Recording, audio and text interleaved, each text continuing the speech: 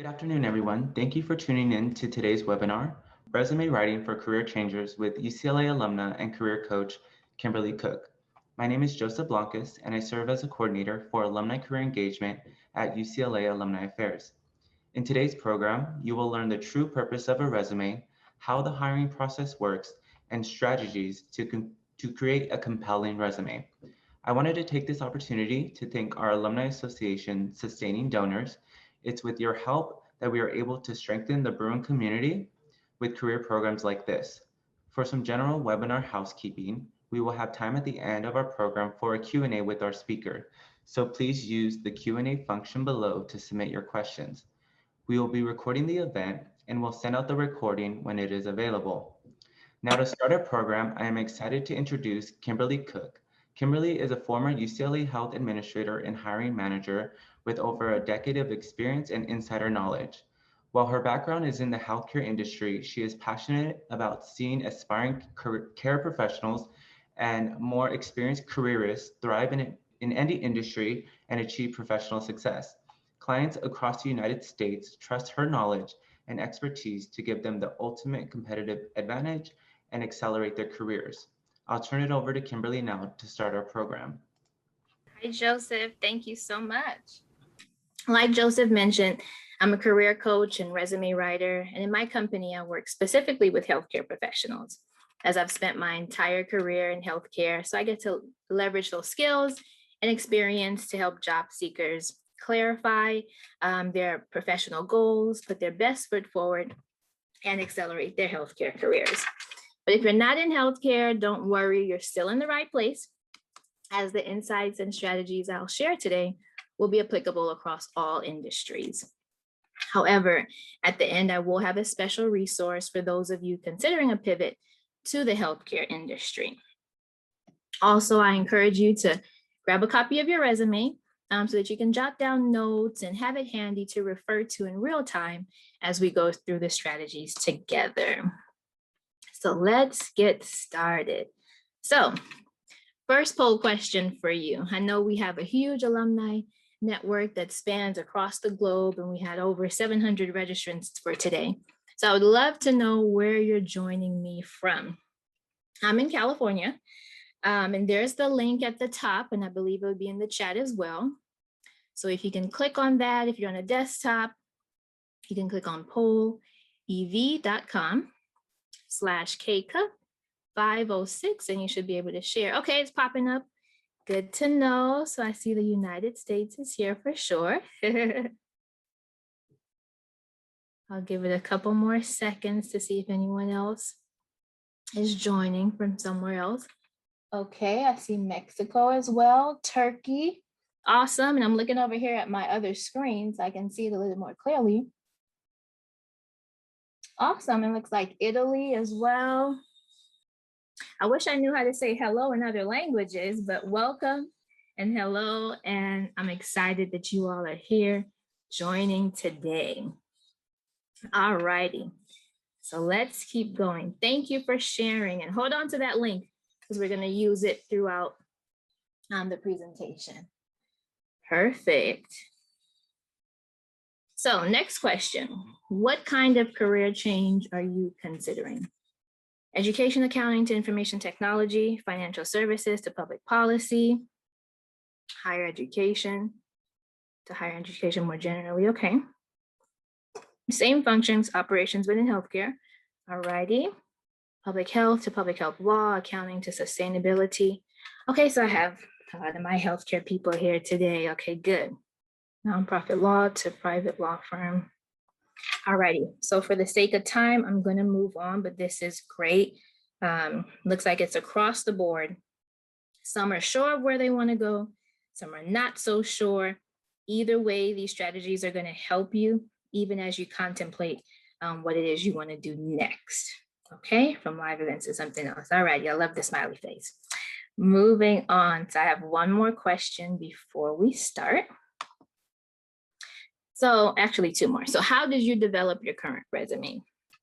Did you write, okay. A is you wrote it yourself, friend or family member, had it professionally written, okay. I'm shocked you're still here if you had it professionally written.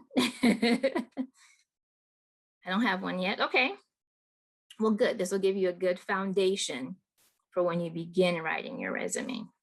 Wrote it myself. Okay. So the majority of you all thus far have written your resume for yourself. All righty. I think that's it. That's coming in here. Last one. How are you feeling right now without any information that I've shared about writing a resume for a career change? Neither here nor there. Some are sad. Some don't know how to feel. I see a pin outside of the smileys. Okay. And one person is feeling good. All right. So this is just going to refine your resume. Okay. And for the sad faces, I hope to turn those around by the end of the presentation. Awesome. Okay. So what exactly is a career change? It's taking on a new role that's different from your work experience. A career change usually constitutes a significant shift where you change the type of work that you do altogether, and often involves switching industries. As many of you mentioned, all of the different industries and possibilities there are. It can be going from teaching to nursing, from retail to higher education, or even to tech, as many of you mentioned as well. So those are major shifts, and understandably, it may seem intimidating to embark on a change and go in a new direction, but armed with the right information and a well-informed strategy for how to leverage your existing skills and experience, you can write a compelling resume that will land interviews and open doors for you for your next move. So here's what we'll cover today: the purpose of a resume, the hiring process, and resume writing strategies. I know you may just want to know the resume writing strategies, but honestly, I would be doing you a disservice if I didn't give you the context for the tips that I will share. So my goal is really to teach you how to think from the hiring manager's perspective so that you can write an effective resume for a career change. So question, what do you believe is the purpose of a resume? Get an interview, get a recruiter interested, to showcase my skills and experience, highlight past experience, okay? Highlight your skills, show employers your experience, showcase relevant skills and experiences. I like that one. Like a movie trailer, just get them interested. I love it. Some of you can teach this course with me today. A concise document that succinctly details one's qualifications in relation to the job opportunity. Love that. Get noticed, snapshot, give enough information regarding interests and qualifications to get attention for a role, to show skills and training you've accomplished. Okay. To see if you're a good fit. I mentioned a sense of your past work experience. An overview. Okay, so you all are hitting on some key points that we're going to cover today. So I'm happy to know that generally speaking, from what it looks like, we're all on the same page as to where we're going to go today. A brief overview. Okay, awesome. Thank you for participating, everyone. I'm going to move on again. A brag sheet. Yes. Okay, I'm getting excited. Let's move on. But thank you for participating. All righty. So the resume is often misunderstood as a document to present your entire work history. So I'm happy that no one really said that. So that's very good. While you may need to include work history and educational history, what's most important is relevant information. Okay, so let's think about it for a second. If this one document determines whether or not you'll be invited to interview for a job, listing everything that you've ever done in your career, especially when you're considering a career change, really runs the risk of confusing the hiring manager if you include irrelevant information to the new role. And it can hurt your chances of getting selected for an interview for your target role. So starting today, I don't think this is any of you, but if there are any of you who didn't respond to the poll where I could see, stop thinking of your resume as a record of your work history, okay? But instead, think of your resume as a marketing document with the sole purpose of selling you in a way that demonstrates that you are the solution to the employer's need as conveyed through the job posting. After all, the purpose of marketing is to get people interested, often in a product or service. And if it's good marketing, the company effectively positions themselves as the solution to their target audience's need. So go with me for a second. So here are some recognizable brands that you will know right off the bat what problem they solve for you or used to solve. So Snickers. Snickers will appease your hunger, or so they say. But that's not necessarily the point. Notice that they don't go into grave detail in their customer-facing marketing, at least about what the Snicker bar contains. Why? Because it's irrelevant for what they want you to do, which is buy a Snicker bar when you feel hungry. And for those of us that can remember when Amazon only sold books and their positioning statement was instant access to over 1.1 million books. So the problem that Amazon used to solve for its target audience was convenient access to lots of books. These are just a few examples, albeit simplistic, but I'm sure you get the picture. And keep in mind, brands spend millions of dollars to position themselves so that when you think about a particular problem that you may have, they come to mind instinctively.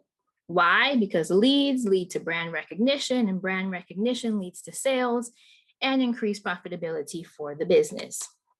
And similarly, in the case of your resume, which as you know now is a marketing tool, it needs to pique the interest of recruiters and hiring managers to land interviews. So I have a saying that your resume introduces you to hiring managers and recruiters and speaks on your behalf. So it's vitally important that you ensure your first impression is lasting. You may only get one chance to make a first impression and demonstrate that you are the solution to the employer's need. And so that is the true purpose of your resume. So screenshot this if you need to, but keep it in mind. As we move through the presentation, we're going to revisit it as we talk about specific resume strategies when changing careers. All righty. So do you feel that your resume effectively sells you and demonstrates that you are the solution to the employer's need right now without making any changes at all? Okay. And this is kind of what I expected while you all are here today. So far, the majority no. Okay, so I hope to turn that around today. And for those of you who said yes, that's awesome. Maybe you can pick up a few things that can help you further refine your resume. Okay.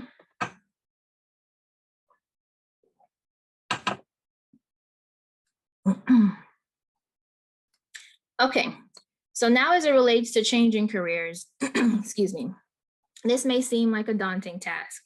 How exactly do you position yourself for a new career as the solution to the employer's need when you likely don't have any of the specific experience that the job description details?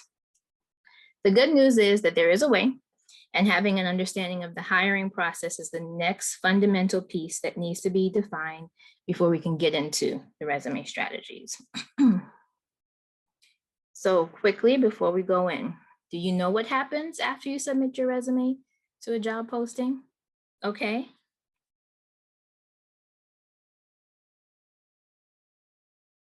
I know it can be an elusive process. Okay.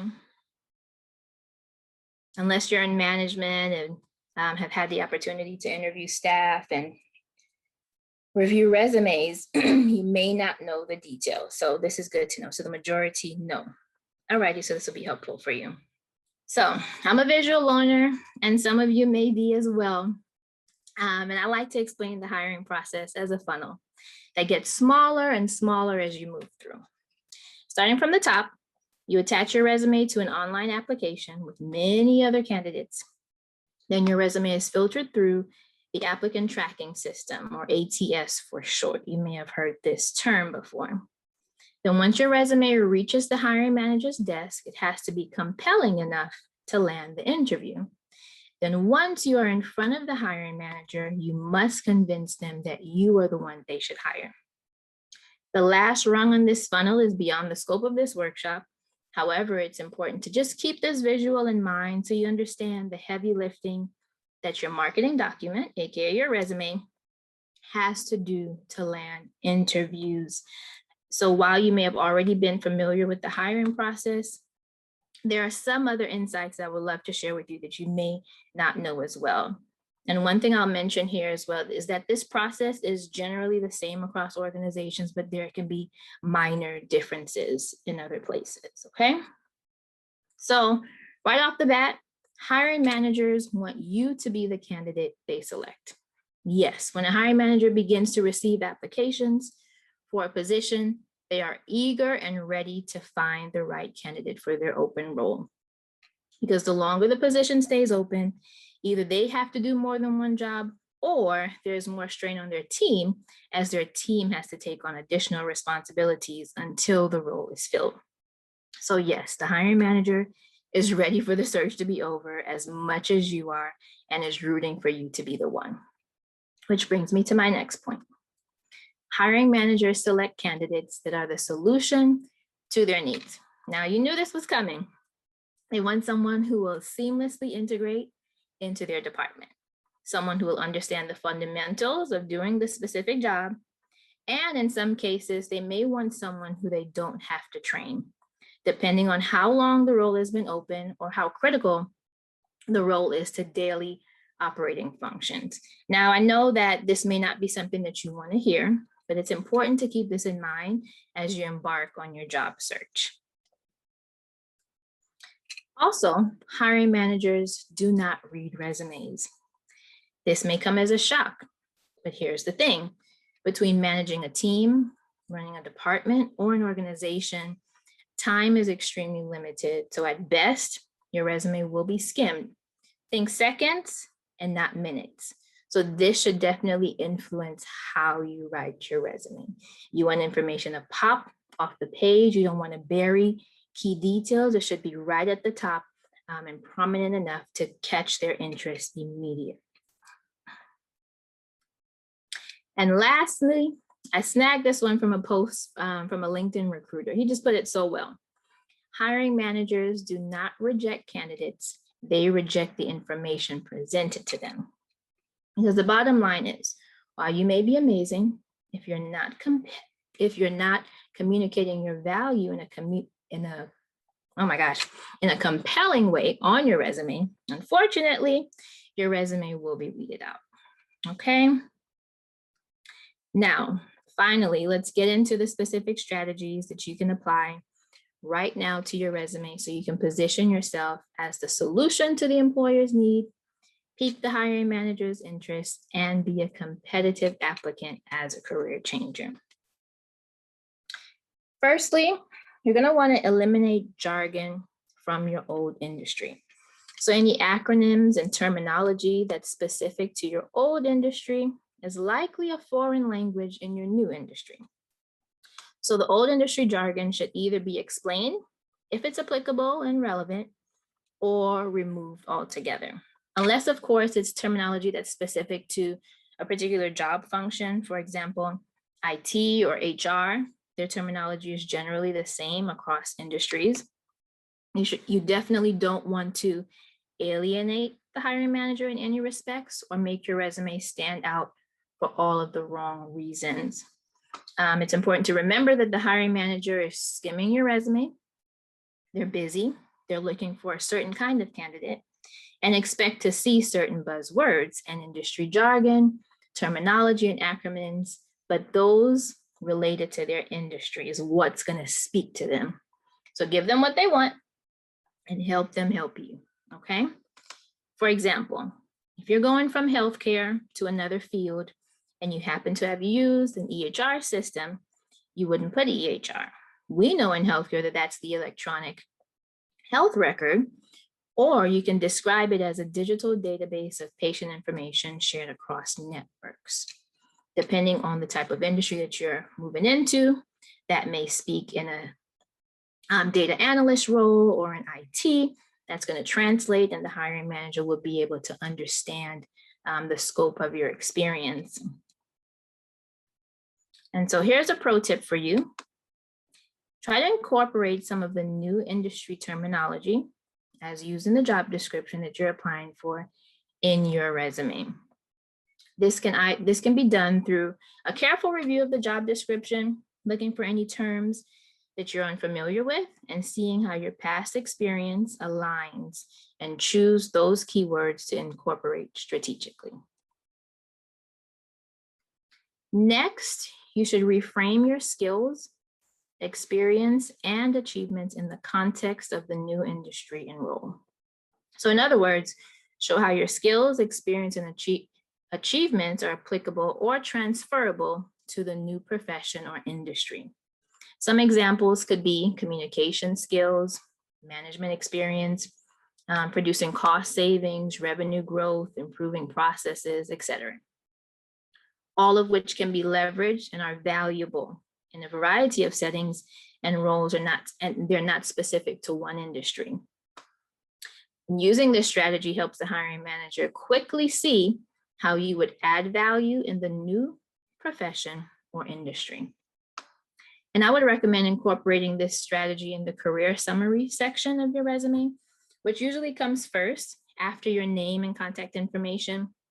And this really allows the hiring manager, again, to quickly capture their interest and also to guide their thought process. That's key, as opposed to leaving your qualifications and experience up to interpretation and having them kind of go through your resume and try to pull out qualifications that may be buried. And doing this will also show that you understand the industry and show thoughtfulness and intentionality, and that you're not just sending out a resume aimlessly and seeing if it would stick somewhere, but you actually took the time to tailor your background to demonstrate that your unique skill set is the solution to their need. And another pro tip for you, use the phrase ability to indicate your potential when you're lacking a key required qualification. Excuse me. For example, in this example here, it says up-to-date HR management expertise with ability to research and analyze healthcare organizational data and processes to identify trends, root causes, and identify solutions consistent with business objectives. Now, this is a client that I had who was moving into an HR role in healthcare, but she didn't have this specific experience. But she was a smart girl. She was just finishing her master's in human resources management. And so she had the ability to do exactly what they said in the job description. So this way, we were able to directly address the required qualification to position her still as a competitive applicant, even though she did not have the specific experience. So remember this. So next, it's important to showcase impact over responsibilities. What effect have you had in your role? This is what you should ask yourself. This can be a very powerful strategy if executed well. It's very common to list responsibilities and just leave it at that, but this doesn't give the hiring manager an indicator of the full scope of your role. However, impact statements can carry more weight, and they can also speak to your ability to take ownership of your role. And it shows that you didn't just show up to work to do the minimum required to collect a paycheck, but that you will be an engaged team member, add value, and you will be a worthwhile investment to that organization. So how exactly do you do this? First off, the opposite of an impact statement would be a responsibility statement, often listed as a bullet point after you list your company and title of the position. And it often reads like this: responsible for XYZ. You can fill in the blank. So let's use the example of training.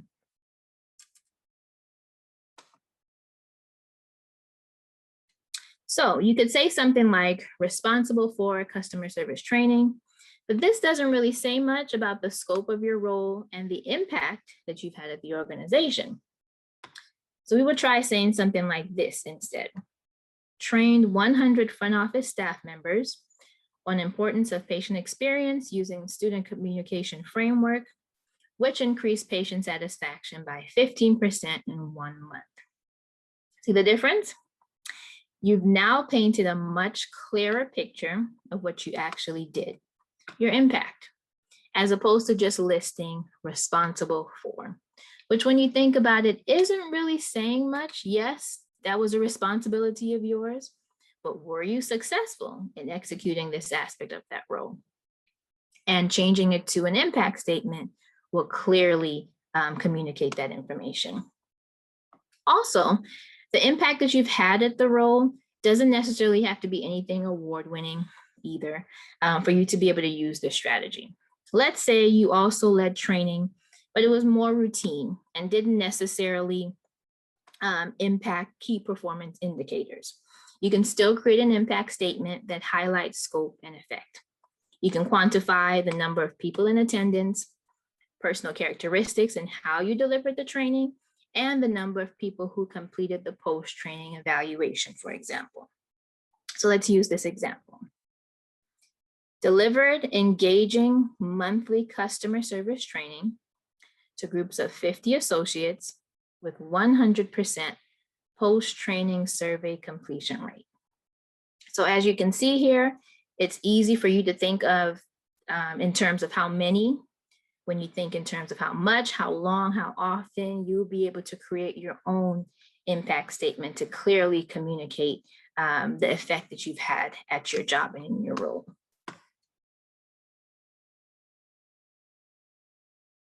And so here's another pro tip for you. Keep a brag sheet to log the impact of your work. Companies invest with people with a track record of success. So it's in your best interest to keep track and showcase them on your resume. And this sheet will even come in handy for performance appraisals and interviews. So next, provide context for each position listed on your resume. This is also another very powerful strategy when you're embarking on a career change. This is an opportunity for you to educate the hiring manager, since you're coming from an industry that's different or a different profession. Make it easy for them to see how your experience falls in line with what they're looking for. And this is as simple as including a brief description of the company and the role, but described in a way that highlights the aspects of the company's reason for existence that align with the new company. And similarly, when describing your past roles, make sure to showcase the transferable aspects. And here's an example how this can be done on your resume. So as you can see, I included a brief blurb about the organization and a high-level overview of the responsibilities of the role. This is, again, to give the hiring manager some context if they may be unfamiliar. And so here's another pro tip: omit irrelevant details from past work history. So as I mentioned in the beginning, the purpose of your resume is to sell you and demonstrate that you are the solution to the employer's need.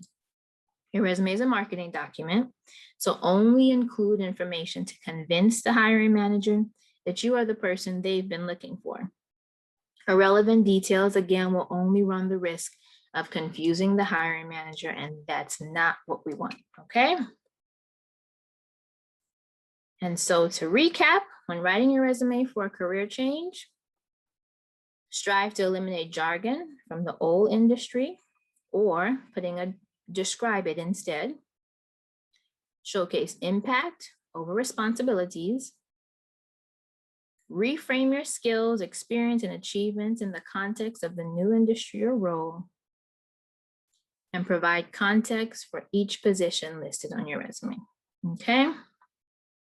So based on what we've covered, which strategy do you think you need to focus on to improve your resume? Okay, so an impact.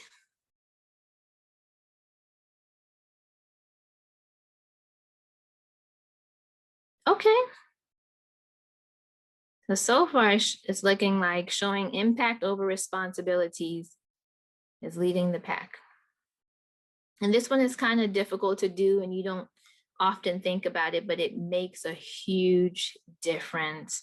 It also determines, makes you more competitive over another candidate, because if another candidate is simply listing responsibilities, and here you are showing impact and how you've changed processes or improved processes, it's really going to speak volumes about your work and your potential in the new role. Okay, so good. Good, good, good. So we have some starting points. Some of you, all of the above. All righty.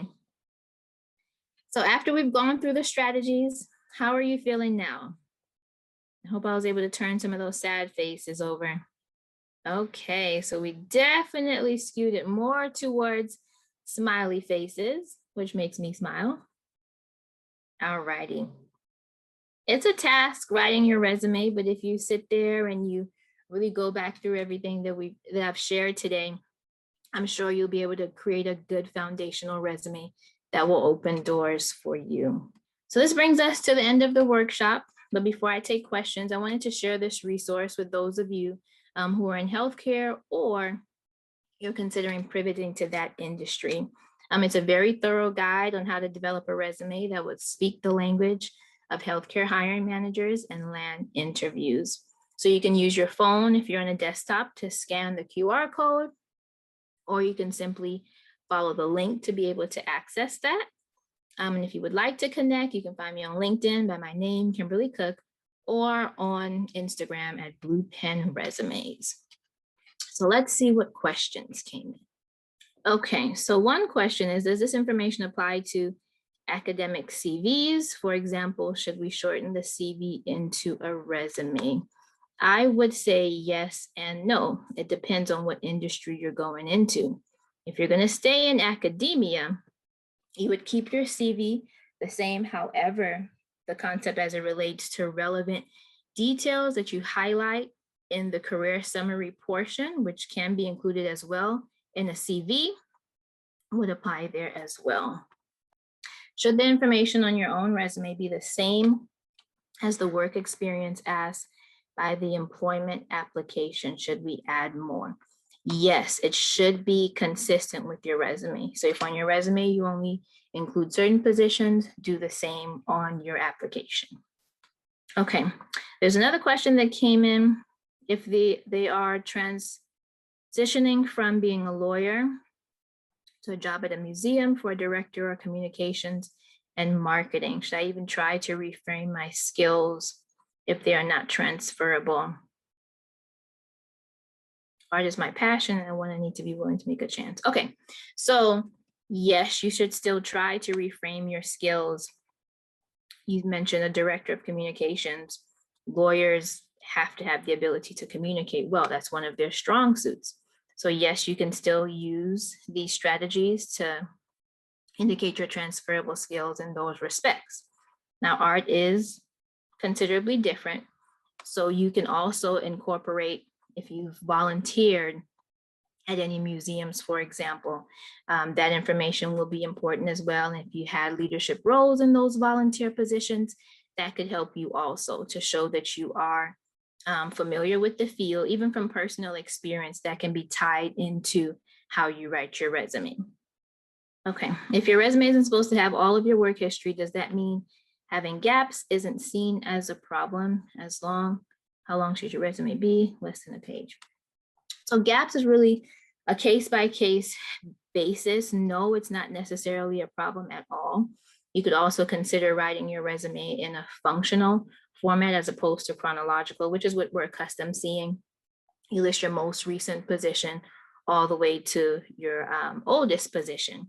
You can instead group your resume by skills and just simply list your experience after that. And as far as length is concerned, from my perspective, I don't focus on length at all when working with clients. The goal is always to include relevant information. If it goes beyond the page, it goes beyond the page. But we're going to make sure that we have the salient information included to make sure that they're considered for everything that they can bring to that role. Okay. When is it preferred to give a bullet point list as opposed to a paragraph description of a job? So I use both. I give not a paragraph. Well, kind of, maybe 1 or 2 sentences, again, a high level overview similar to the example that I shared. And then I like to use the bullet points as impact statements mainly. So again, this is really geared towards hiring managers that are skimming through your resume. You want those impact statements to jump off of the page instead of them reading details about the responsibilities you had for your role, excuse me, as opposed to just reading about the impact that you had in the role. So I would say do both. Do you recommend listing skills first instead of education or experience? It depends.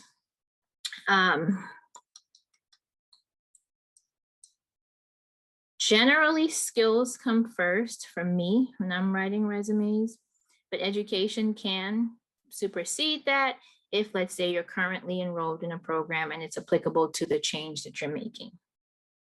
How would you address a gap on your resume while changing industries?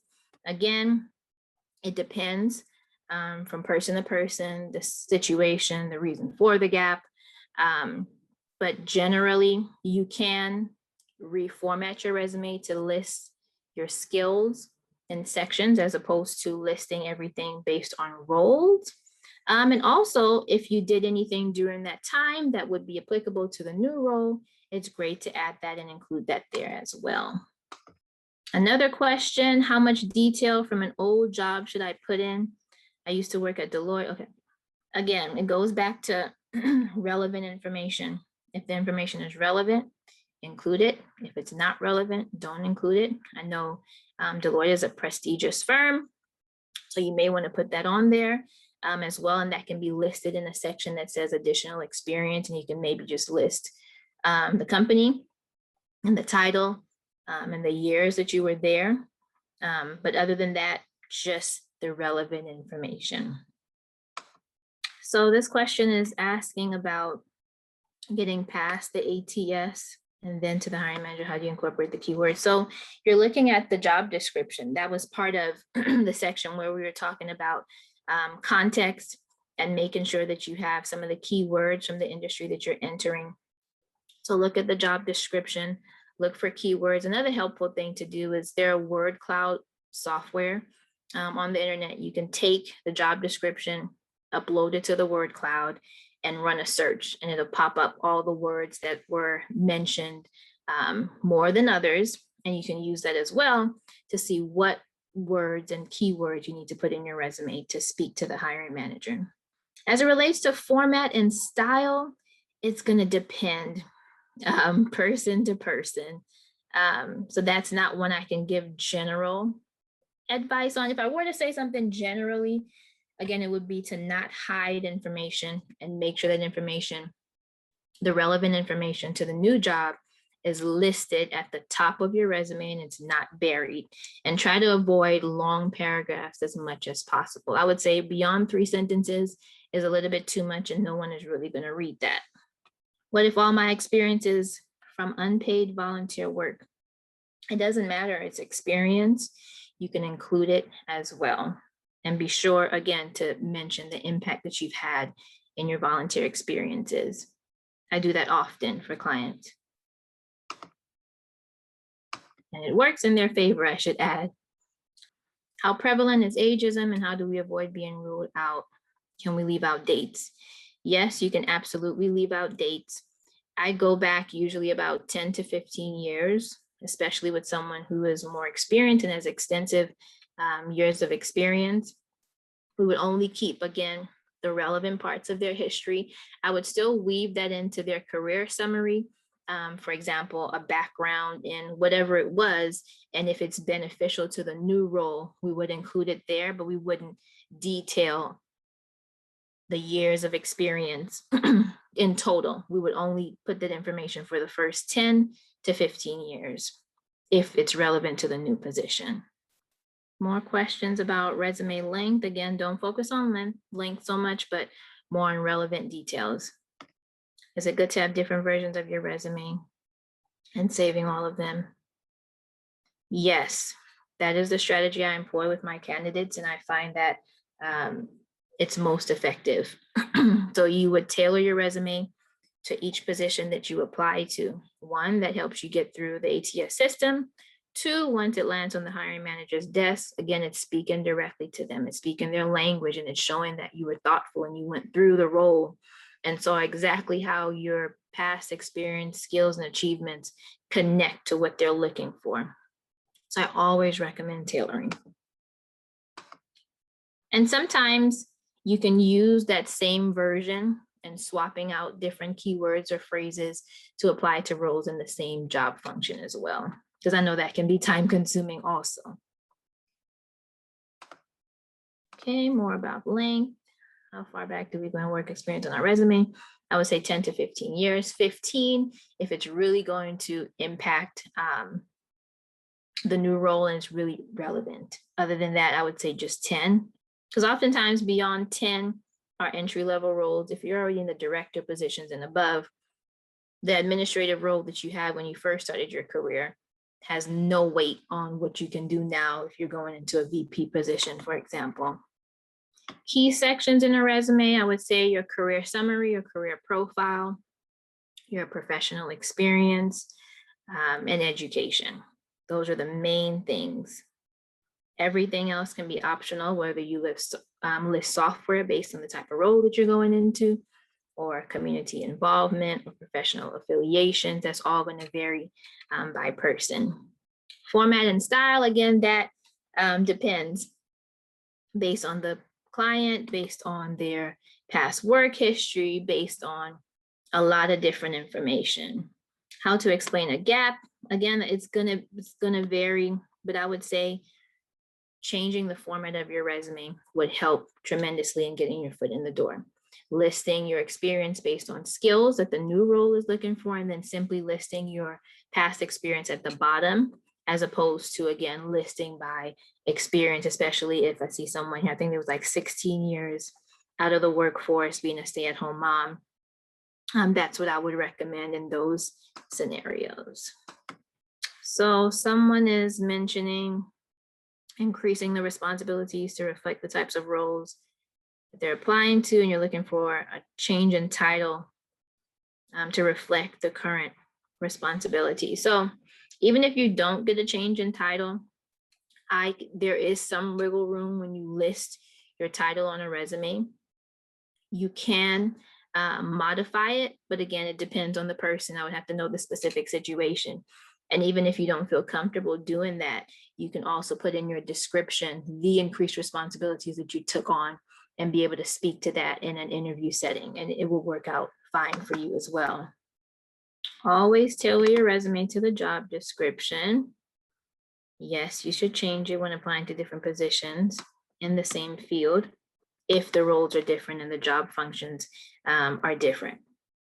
How long should a resume be for someone with 20 years of experience? I have 1.5 pages. Again, it depends. Keep relevant information. Everything else you shouldn't include. Is there a font or font size that is preferred? No, just make sure that it's someone is able to read it easily. And the way that you can do this, print it out and just see if you can glance without having to squint. The hiring manager has to squint. We don't want them to have to decipher what we're writing. But no, there's not a specific font, even though I know some people give guidelines, font and font size. There isn't, in my opinion. What's the difference between a grad school CV from a professional resume? So grad school would generally want a resume as well. There's no difference. The goal of the resume is going to be different. You want to show that you can easily assimilate into this program, that you have the background, that you have the skills. They're not necessarily looking for you to have achievements. It depends. If you're going into an executive level program, yes, they may look for you to have achievements, but other than that, they're expecting that you come with curiosity and a strong academic foundation. So representing your skills as best as you can on your resume would be your goal there as well. What should be included in the summary section of the resume? If my previous position is a general role. For the summary section, I include your total years of experience. If you have any of the years of experience that you have in that particular new role or industry, or the years of experience in the skills that will be required for that role, as well as some of your key accomplishments from past roles. Again, to give a sense of how you've performed in the past and how you could perform in their organization. Is humor appreciated? I like this question.